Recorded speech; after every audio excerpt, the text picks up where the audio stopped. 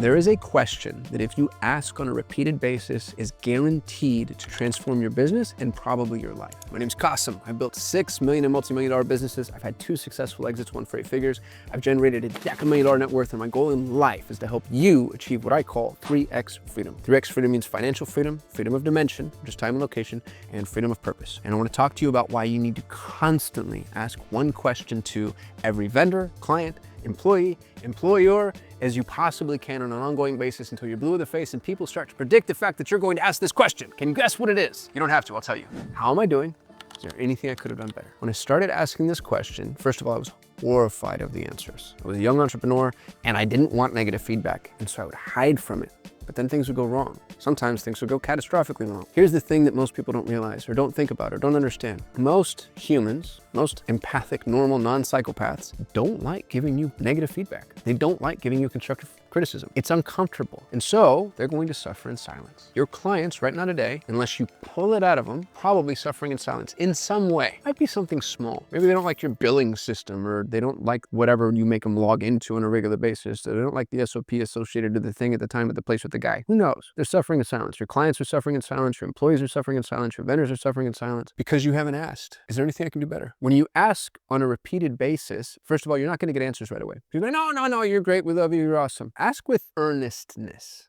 Hey, no, really, I'm sure I'm awesome, but if there was something I could do better, what is it? And what you'll start to find is these kind, empathic people will begin to sort of do their soul searching. They're like, well, you know what? I hate that we have to do these meetings on a Friday because Fridays are inconvenient for whatever reason. If we could do these on a Monday, it would make my life so much easier. And guess what you just did? You optimize your business to a degree that's going to help you improve on an ongoing basis for every single client from there forward. Because you might find from an industry perspective, Fridays are really hard because that whole industry is swamped Fridays. You know, I'm a reporter, and Friday's the time that we have to get all of our deadlines done. And you're making all of us hop on a call Fridays where Mondays are wide open. But you had no idea because you didn't ask. And by the way, you're not just asking your clients. As a matter of fact, your clients are not necessarily the most important people to ask these questions. Ask your employees, ask your vendors, ask your contractors. Hey, how are we doing? Anything we can do better? Is there anything I can do to make this a better fit for you? Your talent is one of the most important things you'll ever have in your business. If you don't believe that yet, it means you're young. As you get old, you start to realize how important people are and just the miracle that human beings are and how difficult it is to find an amazing person, install an amazing person, train an amazing person, manage an amazing person, cultivate an amazing person, and keep an amazing person. It's the thing that I struggle with more, and I think I'm one of the best in the world at it. So what do? Hey, how are we doing? How's this working out for you?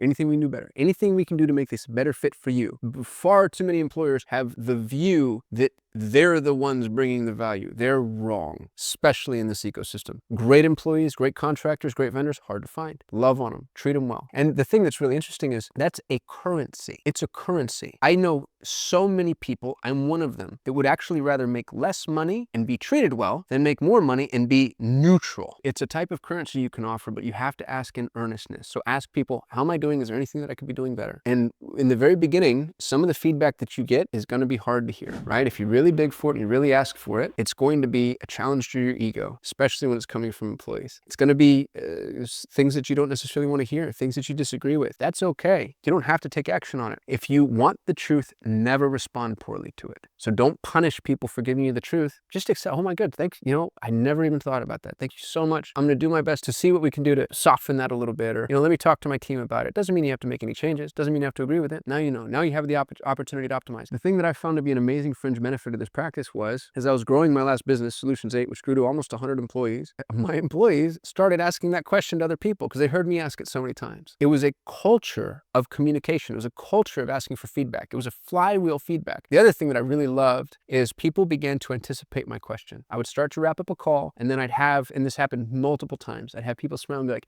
what can you do better? And that meant that they knew I was receptive to it. And guess what happened? They began coming to me with things that I could do better. Imagine the opportunity there. We got to make all these little micro improvements, all these tiny optimizations that other people, other companies, other businesses don't even think about. Little things from, email subject lines to punctuation to employee performance, communication, tone. The other thing that was really cool is it put me in a position to be able to communicate with my clients. Because I'd have clients who would say like, oh, we actually really don't like that we have to meet on a weekly basis. We want to meet on a monthly basis. And I would say, if you want to meet on a monthly basis, I'm just going to fire you now because the whole campaign is going to fall apart. Because if I don't have even 5 minutes in front of you on a weekly basis, here are all the things that I know go wrong. And then they go, oh, Interesting. That's awesome. So it's not that you're just sitting there playing whipping boy. It's that you are putting yourself in a position of understanding what other people think you can do better. And as often as not, take the example I just gave you, it means that you haven't communicated why something's important. Because, if somebody comes to you, employees would come to us and say, hey, we don't like this.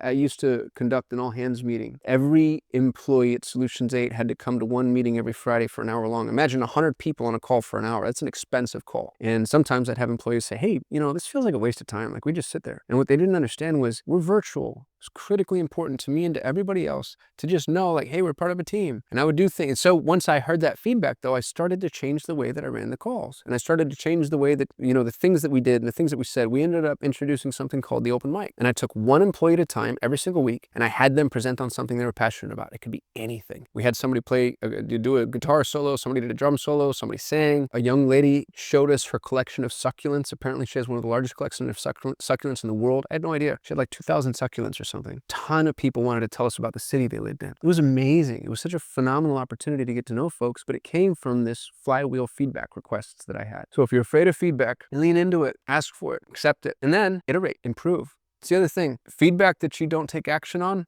gosh, what a waste. Build a system for improving. Open up, it doesn't matter what it is. Google Docs, Evernote, Google Tasks. Can you tell I'm a Google person? Just take it down and put it on your Sunday list. At least it's there. At least you captured it. And then once you get an executive assistant or a COO or whoever it is that you can delegate these types of tasks to, let them know, here's some improvement opportunities. If you have department heads, let them know, here's some improvement opportunities. And have them really work themselves into a situation and position of optimization. Make it reflexive. Hey, how am I doing? Is there anything I can do better? I'd love to know, if you're watching my YouTube channel, how am I doing?